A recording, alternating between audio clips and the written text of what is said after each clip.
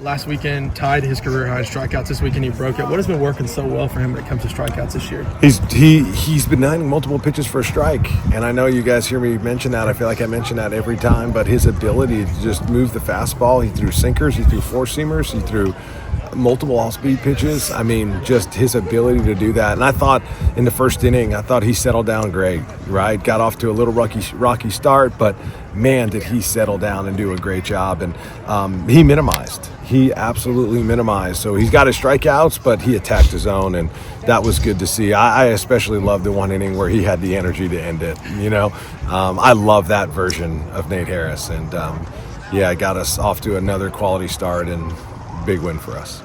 The staff gave up 2 runs. We talk about the starters, but those bullpen guys played a big role in that too. Yeah, it was so good to see Ira come out and do that. Man, was he fantastic. And so that was good. We got him going again. And what a job by Leighton Harris. Unbelievable job. Attacking the zone, but then his pickoff move that he's been working on since he's gotten here for a year and a half. He's been working on this thing and got us a pickoff when we needed it the most. So, and then obviously Berkeley Bounds, just another really good outing. And, this is crazy, but before the game, I was going through all of our pitchers and I was just researching and just going through some things. And I realized that was the first hit. He had a no-hitter going through his whole career. He had went 6 2/3 and had not given up a hit, and then finally gave up a hit. But man, did he do a good job just settling that game and getting us the save. It was a very strong weekend, shutting out St. John's 3 days in a row. How do you feel about going into the next week where you have 5 matchups ahead of you? What is the message to the team to keep the momentum going? Yeah, I just asked some of our players, because we have some transfers on our team. Have you ever, raise your hand if you've never been a part of a 4-0 week, right? Because we had a 4-0 week and a bunch of hands went up, so that was good. But they'll have an off day tomorrow, and then, as you mentioned, to play 5 games in a week, we got to get some guys healthy positionally. And stronger. So these guys, they'll need it. I was glad that we finally got a 3-game weekend in because we hadn't gotten that yet with the 2 doubleheaders. So the message is for them to take care of their bodies and come out ready to compete on Tuesday.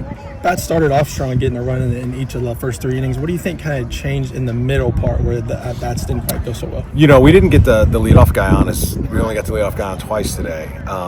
But we hit some balls hard again. We had double-digit hard hits that didn't necessarily all result in hits. But our guys are, baseball can be so cruel sometimes.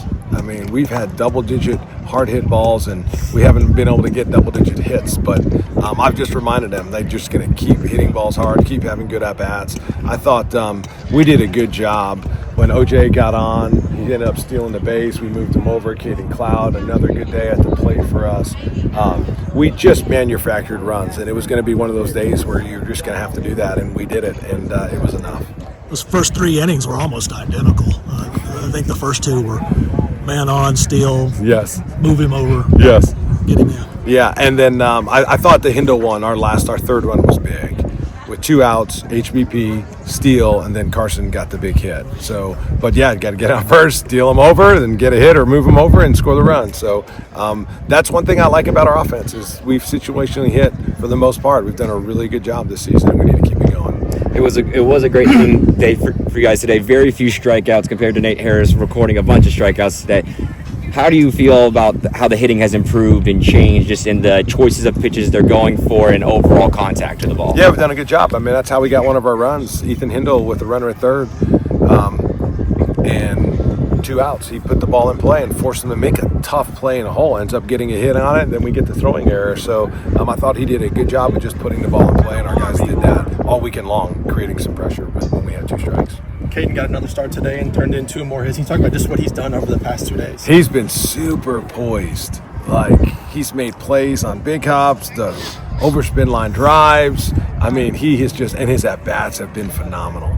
He has just stood in the box and just managed his at-bats like an upperclassman. So that's been good to see his confidence. So special player, and I've said that. We got a lot of really good players that we're still trying to get in there and find ways to get him in there. We got another freshman in Braxton Van Cleve, who's an amazing player.